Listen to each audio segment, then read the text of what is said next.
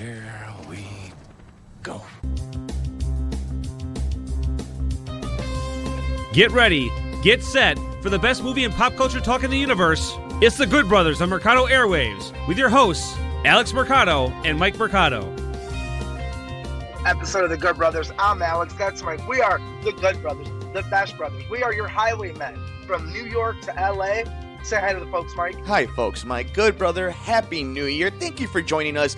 It's a start 2021. Only the Good Brothers start a day late and a dollar short, but sure enough, we wanted to make sure that we start off this weekend right, and I appreciate you joining us virtually over Zoom. We are working on the Mercado Airwave Studios. It is going to look pristine and sound wonderful in 2021. Good brother, how are you enjoying the start of this new year? So far, so good. My Buckeyes won a very well-fought game.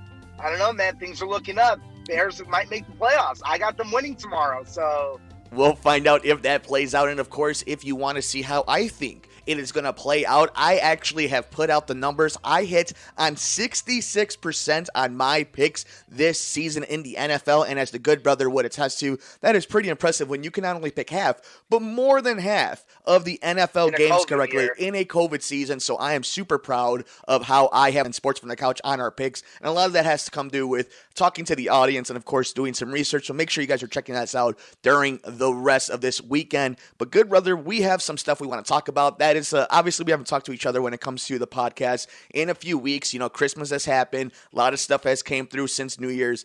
I think what we're going to do today is we're going to talk about maybe one or two big stories, and then when we're back in the studio, we'll break anything down that's still kind of lingering. I want to start off with, obviously, the sad news that happened over the last few days, the last few weeks, when it happened to AEW's, WWE's loved one, the indie darling, Luke Harper, Mr. Brodie Lee, John Huber, who passed away at 41 years old. Obviously, some sad news in the wrestling community, really struck the wrestling community in a hard way. We saw both companies share out their thoughts with their superstars, and of course, AEW doing the wonderful tributes to Mr. Brodie Lee. So obviously we all hear the words that all the superstars were talking about from all these companies around the world. You and I, if you've been listening to this show, The Good Brothers, for the last 2 years that we've been doing it, huge Luke Harper stands, Mr. Brodie Lee stands. You were the one who got me onto the Dark Order on the Elite, behind the Elite. So is it BTE, correct, right, good brother? yes, it's correct. BT, being the elite. Being the Elite, so with the Young Bucks thing. So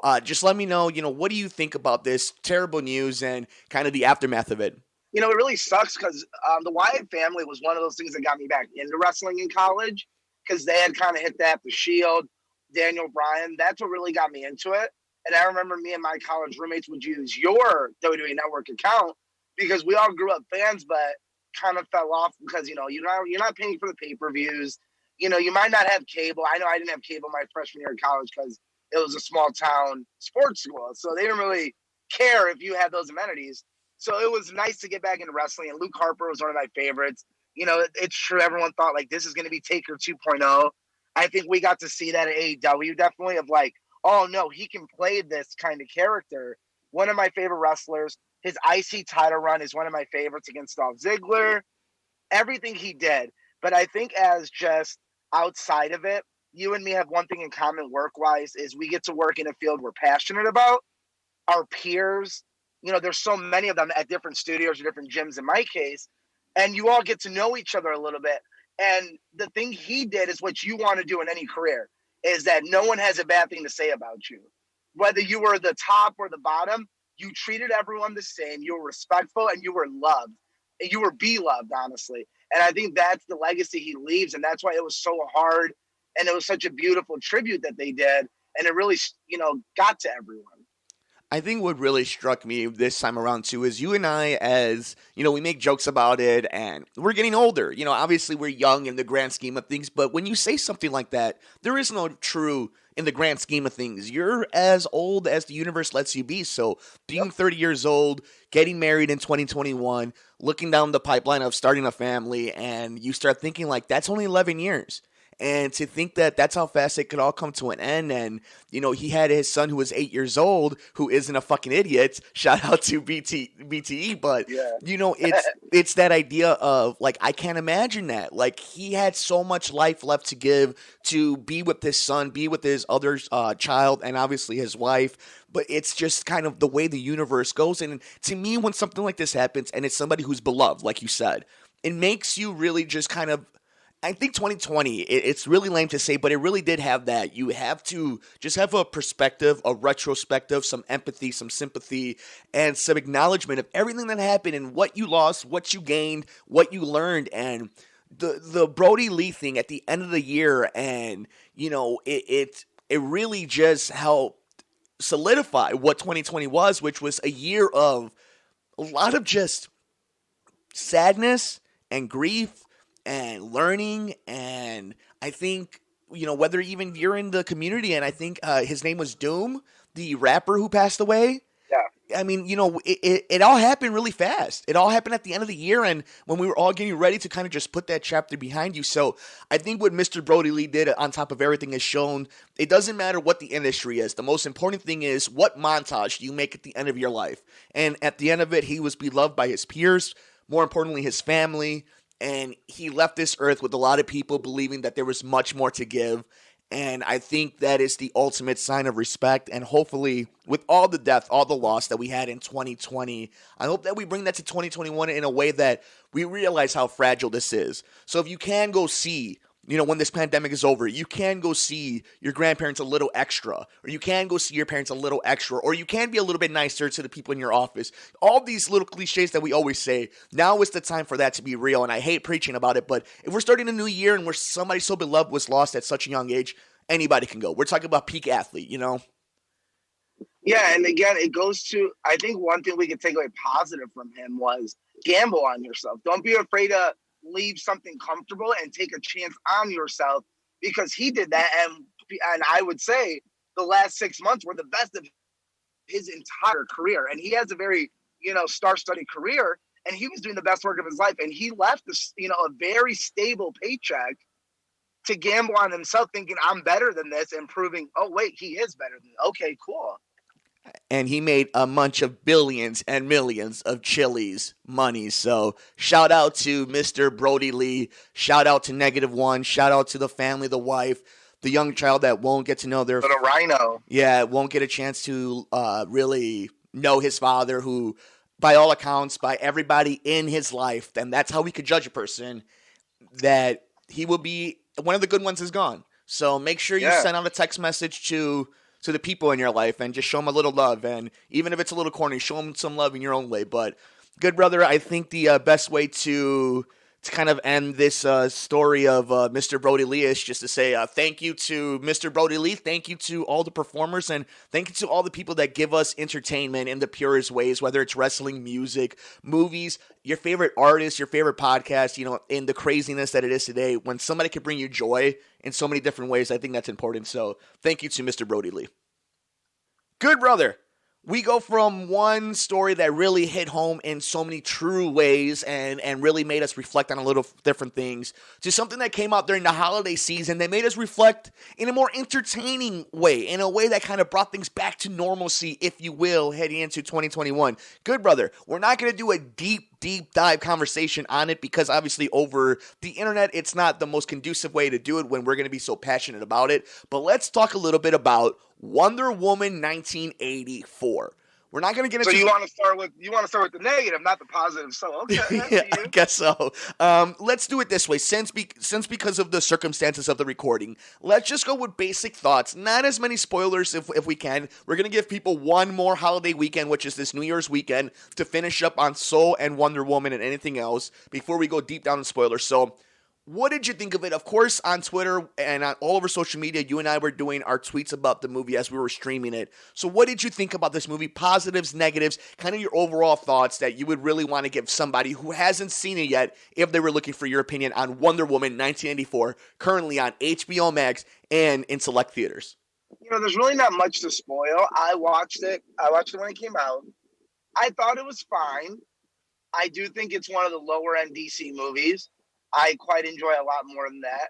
I think it's I don't want to say a huge step down, but it's definitely a step down from the original Wonder Woman, which I thought was arguably the best DC movie. It's very long, unnecessarily. The acting is superb. Positive, the acting is great. I like the way it's shot. And Gal Gadot and Patty Jenkins, they get each other. They have a nice vibe. And so do all the actors, honestly. But especially those two, like, she knows how to write Diana. And I love that. That's all the positives I truly have. I think it's very much a bad script, I would say. I wouldn't say badly directed, but obviously that does come in. Like, as much as we love Patty Jenkins, we have to be a little critical of, okay, this isn't one of your hits, we would say. But I think the biggest detriment of this movie was the writing. It really doesn't hit a tone. It's kind of all over the place. A lot doesn't really make sense, even in a superhero movie. And it just leaves you with a, okay.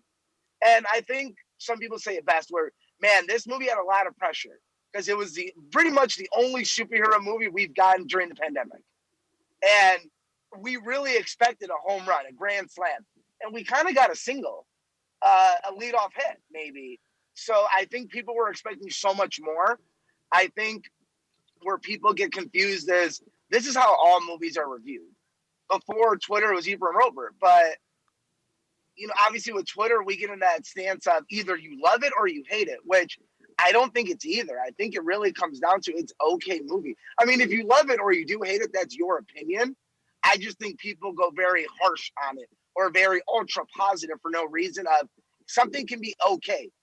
You can love certain parts, like a certain aircraft in a movie and a certain cameo, and not like, okay, the writing or the jumping around. I totally agree. I think you hit on most of the big points that I would like to get onto. I mean, the cameo at the end, fantastic. I think probably the favorite part of the movie. I think most people's favorite part, and that's not, no offense, that probably really shouldn't be your favorite part. It should just be a cherry on top. Not like, oh, I like that more than most of what I got. Yeah, and I think, for example, Chris Pine is one of my favorite parts in this movie. I hate how Chris Pine is brought into this movie. I think it's a weak story point. I think there's a lot of holes in that story point. I think Pedro Pascal is wonderful in this movie, but I think he makes a lot of bad writing, a lot of cheesy writing sound good. I think Kristen Wiig is phenomenal in it. I don't have to like everything that Cheetah does in this movie. I think Gal Gadot is Wonder Woman. Patty Jenkins gets Wonder Woman. It's a lot of good and a lot of meh and some bad. And that to me just makes it okay. It just makes it eh. And here's the interesting thing I have to say about Wonder Woman. I enjoyed a lot of parts of it. But there was one moment of it that was just really detrimental that makes it go from a, let's say like a solid 8 to more of like a 6 or a 7. And that I is, give it a 7. Yeah, and that is halfway through the movie, I looked over to the lovely Nicole Mancha and I turned to her and I'm like, hey, what's the plot of the movie? Like, exactly. what are we doing? Like, we're an hour and a half into this movie and we don't know what's going on. Like, there is nothing going on. It's just a lot of circumstances and things happening without actually something happening until finally something happens. And then, that doesn't mean that there's not action, that there's not good scenes. It's just, what is the point of Wonder Woman 1984? And that's my question at the end of it, is what is the point of the movie? It seems like a lot of filler. And that's the problem with the Wonder Woman that you're going to come into is we know where the story goes. Our last time seeing Diana, she's forming the Justice League with Bruce Wayne. That's the last we see of her in modern time. In the cinematic universe, that is what we see of her. To set this movie, I think, again, the original Wonder Woman did it fantastic. Whereas this one was definitely, it felt like a filler. It felt like none of this at the end of it's going to truly matter. I think it does kind of still bode well for the DC universe moving forward in the sense of if this is kind of a weaker film that we're going to get, then we're okay. I think that's really important to also say. It's like in this universe that we live in the social media world where everything is hyperbolic. You either love it or you hate it. It's way too it's way about womanism or it's all about feminism. You know what I'm saying? Like you're either a show or a cynic. Exactly. But to me, it's like it's just a good movie. It's a director who's made great movies.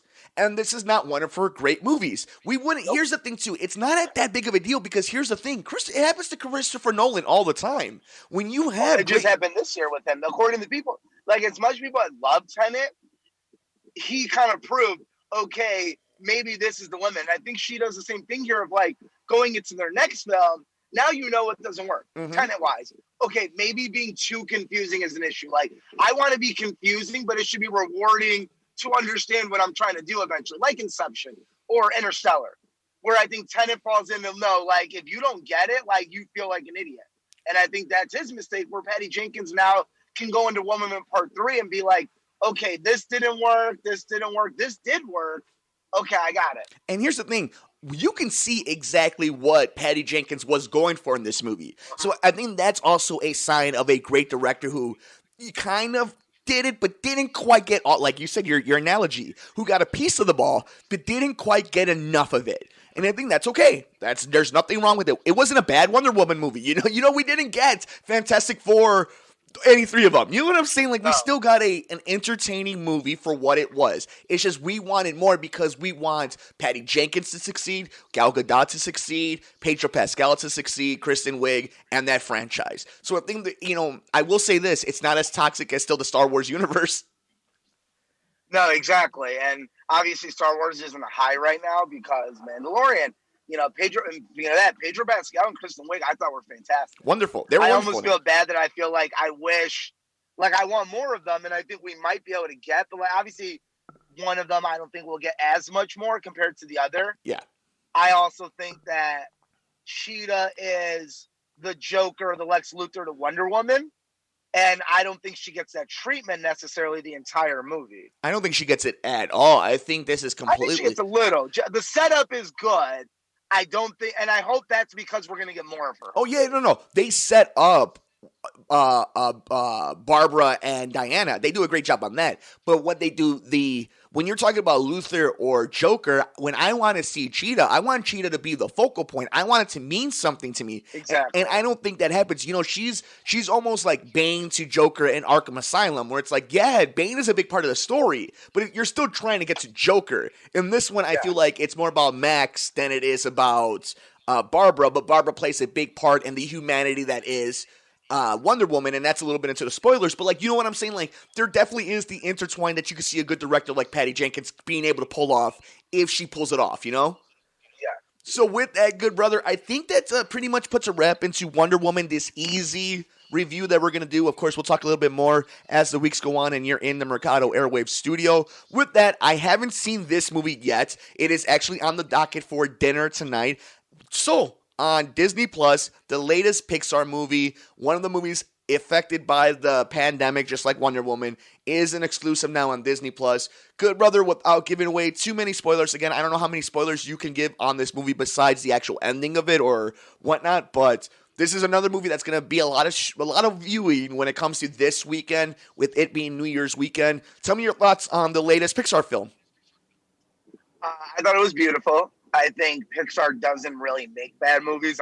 Even if they have, their bad movie would be someone else's greatest hit. The Good Dinosaur. DreamWorks. Exactly. Yeah. Like that was even a hit for what it was.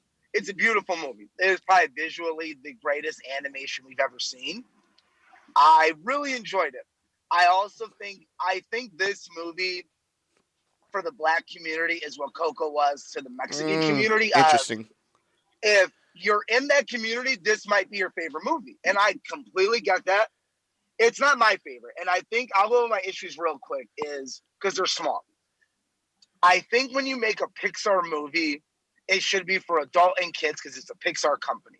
I feel this movie, out of a lot of Pixar movies, there's not a lot for kids. Oh, really? And I think that's compared to a lot of the other ones where this is a very adult movie with a very adult, and it's not that I'm saying kids shouldn't be involved in these conversations of purpose and, meaning of life, but they're also I feel like in Coco, they sprinkle in a little for the kids, and in Toy Story, a little for the kids, a little for the adults. Where I think this movie suffers is they don't sprinkle anything for the kids. It's very much an adult film. And if you are, especially a Black male, I think this is gonna touch your heartstrings. This is gonna be your life. And I think that's what, for me, I was looking for a little bit more of the cheekiness. I just saw a fantastic film. Had you taken Pixar out of it, I might have gone into it with a different expectation and enjoyed it more compared to what I got. That's the only negative I have. Positive it's a beautiful film with a beautiful message of your purpose, your passions, and the middle of living life. And that's as much as I get into without spoiling it. But man, does it touch your heartstrings. And it really makes you think about your life and what you do with it and the level of success you can measure and what, just things like that. And it's one of those movies where I think you have to see. And I think maybe someone like you can, me saying what I just said now, can look and be like, I see what he's saying. And maybe you'll love it. Like I said, I feel when I talk to people about Coco, the people, they love it. But if you're a Mexican American, it's your all-time favorite thing compared to someone who's like, no, I liked it a lot. A couple of things went over my head. I feel like that was this movie when it comes to the message of adults and children. And I also think it really is a Black movie, and that's great. Like, everyone should have their fair representation. And so just because something's not made specifically for me doesn't mean I can't enjoy it. But overall, I thought it was very good. And my score went up the second viewing. I gave it a 7 at first because it didn't hit me the way I wanted it to. Upon second viewing, it went up a whole point to an 8. I think it's going to be a movie people talk about later on. It's going to be one that over the years, it'll win the Oscar this year. Yeah, more than likely. But I think it's going to have kind of that reputation of maybe it wasn't as beloved initially when it started streaming, but I think over the years, because it's going to be living on Disney Plus, and it was the Christmas movie of 2020, then you'll see over the years a lot of kids who are growing up with it now, it being a big part of their life. So I think it's just wonderful. So you're saying the animation's even better than like the colorfulness that was in Coco? Yeah, because it's 2021, man, or 2020 when this film was made. It's the most modern animation we've ever gotten, and it shows. Hey, so it's that big of a jump. It's beautiful. Then there's some animation choices they make that really deliver, and you wouldn't think they deliver. And I don't know if they show this in the previews or not, like how certain characters are animated compared to others. But once you see it, you're like, oh man, that's nice. Like, I like that. That was a nice decision that I didn't see coming. Voice acting's phenomenal. Like I said, it's a great movie. I really enjoyed it. Again, to me, Coco's the greatest Pixar movie ever made. But again, possibly a little biased about it. So give me a final score for Soul. 8. It went up 1 whole point after second viewing, and really digging into that message of oh, okay, don't look at it like a kid's movie. Look at it like just a normal animated adult film. Well, I think I could say this for maybe the both of us, but you could correct me if I'm wrong. I will say, at the very least, there was a lot of people who say maybe Wonder Woman didn't hit the way they wanted to, and some people are saying Coco is this, that Soul is this, Soul is the other. And I think all in all, the one thing that I can say, and this is kind of the big thing when it comes to any type of form of entertainment, I have to recommend both. I haven't seen Soul yet, but I think it's an important movie to watch. And I think even if you don't love Wonder Woman, or it ends up being your favorite film or your least favorite film, you have to watch it. It is it's a big movie. It is a big movie of the year. It's kind of a movie that we'll be talking about later on because of the effects of Rona 2019, 2020, So I think all in all, it's a nice thing to have when you have two things that you must watch. On top of a world of all these streaming television shows, it's nice to have two movies that have such easy access to you and that are going to be important down the road when it comes to pop culture conversations. For those people who have HBO, just know that Wonder Woman's only going to be there for a month. So this is the first of those kind of deals we're seeing where it got a release on the platform, but it's not going to stay on the platform for after a month, because then it's going to go back to VOD, and then we're going to kind of learn how they're going to distribute this after it goes to VOD for a little bit. But you only have the month if you have the subscription, so I would advise, regardless, like Mike just said, go out and watch it. Like, you already have it. It's very enjoyable. It kills 2.5 hours. You should be indoors anyway. It's cold, Corona. Enjoy it. But just for those people out there who are new to platforms or aren't as, there aren't the highwaymen that you and me are, it's only going to be there for a month. So really, if you're going to watch it, I would advise doing it sooner than later because it'll pop away soon. And finally, good brother, we're not going to spend a lot of time on it. It's already been over on the internet. We've talked about it on social media. and we really didn't get a chance because of the holiday break that we took. So let's just talk about it for 5 minutes. The season finale happened of The Mandalorian, and we see that the one and only, if you haven't watched it, and if you haven't somehow stayed out the internet, spoilers in 3, 2, 1, Luke, mother effing Skywalker. We kind of call it, but we kind of didn't, but we kind of did. I mean, just 5 minutes. What you think of Mandalorian? How excited are you? What do you think is going to happen? I loved it. I like it. I loved it a lot. Okay, I loved it. I thought the episode overall was a little weak compared to the whole season. I thought the episode was very much pandering to the ending. I don't know why the writing of that episode was just so geeky to me and so corny. Like, some of the stuff they made him say, I was like, man, like, this sounds like the prequels. And I love the prequels. But I think it's crazy to me that had we not got that ending, I think people would have been more critical of the beginning. That maybe that's just my opinion. I thought it was very cheesy up until the ending. I thought, Moff Gideon, he really kind of just folded. And I was very disappointed in that. I was like, oh, okay. Like, I thought you were going to have some like Gus level master plan. You killed the whole cartel. And I got, okay, you kind of just gave in and like, haha, you can't accept this sword, which in canon, she technically can. She can. Haha, now you guys fight about it. Yeah. And I was like, really? That was it? Like, that's the thing? But obviously the ending is one of the greatest Star Wars things we've ever gotten. Better than Vader. The fight, obviously. I thought the CGI is terrible. Like, I think they really got to stop doing it. Yeah. I would have much rather you recast, but I understand the confusion. Or de-age, honestly. The de-aging even looks better than the whole CGI they've been trying to do. Can I say one thing about it, though? I'll say one thing about it, though. It's like, I'm okay with them doing it the one time. They got it out of their system. They did it now. I think it's so much easier to recast, if you will. You know, like, you did it. You got young Luke, and now if you really want to make Sebastian Stan your Luke Skywalker, if you find somebody else, you can do it at this point. It does seem like you want to be in that world a lot more, and you're not afraid of it. I think if you give obviously it was a surprise. And so that's why I'm okay forgiving it. But going forward, if you really want to use Luke and like be like, man, I really want to go through these stories, which it seems like they want to do, recast. I think this episode is for old Star Wars fans, because I love fucking with them. I think this really shows like, man, The Last Jedi makes more sense, doesn't it now? Like, we're gonna see this kid's journey, but like when you see him in The Last Jedi, he's a man that's been through it all, and he's just over it by now. Like, that's the story I want to see. And I love Last Jedi. It's my second favorite Star Wars movie of all time. Because without even this story, I can tell, man, I can only imagine what Luke went through to make him like this. And to finally get those stories of him being a, like the Jedi Master, and to see where it ends, I want to see more of that. I think it just opens up the door more to make Grogu that much more valuable to the IP. Because now all the questions are, it's like, well, I've seen every Star Wars movie. I've seen all the canon. I don't know who Grogu is. So, like, where are we going with this? He goes to Luke. Okay, cool. Is he a friend? I think the way they're going to explain it, because now people are asking a good question of like, well, didn't all his students die? There was no more Jedi when Rey came. Well, maybe he's on, it's a big universe. Maybe he went back with Mando and they're doing other stuff. Which, I mean, I guess it's its own thing. I just think I trust Filoni and John to do this, obviously. Like it's their sandbox and we're all just playing with them with these cool Star Wars toys. But I think it's a good and bad thing because obviously, like, I have skeptical hippo eyes. Like, can you pull this off?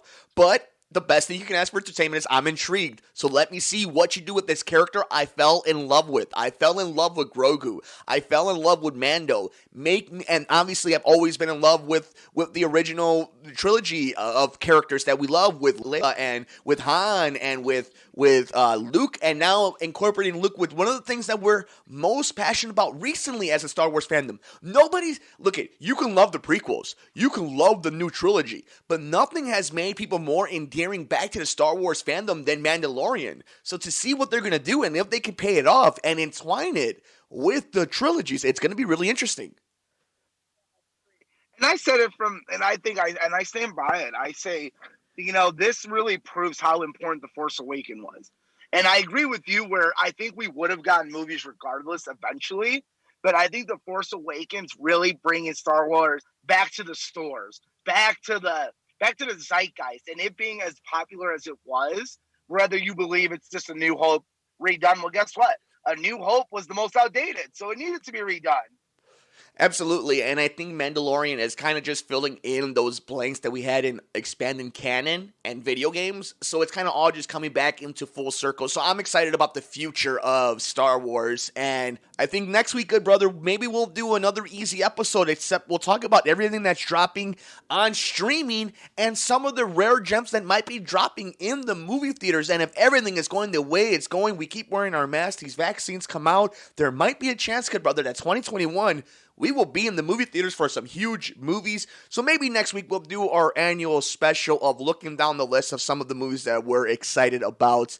But all in all, good brother, I think we touched on everything for a shortened over the internet episode here on The Good Brothers. We paid our respects to the one and only Mr. Brodie Lee. We gave a review of Wonder Woman 1984, and we got to gush a little bit about Mandalorian because the holiday season came and went. Hopefully you and yours were safe and sound, and thank you so much for helping grow not just The Good Brothers, not just Sports from the Couch, not just Murder Mysteries and more, not just the Gone Missing podcast, the entire network, every project that we did. And I honestly could say for Nicole, for Alex, and myself, you've helped us grow as people. We have responsibilities with this network that are outside our other responsibilities. And we take passion for what we do when we come here because we put a lot of ourselves in it. And we appreciate when you, and I'm speaking to you directly, who's listening to us, whether it's 100, 1,000, or just one person, thank you for helping us get through 2020 and helping us make 2021 our year.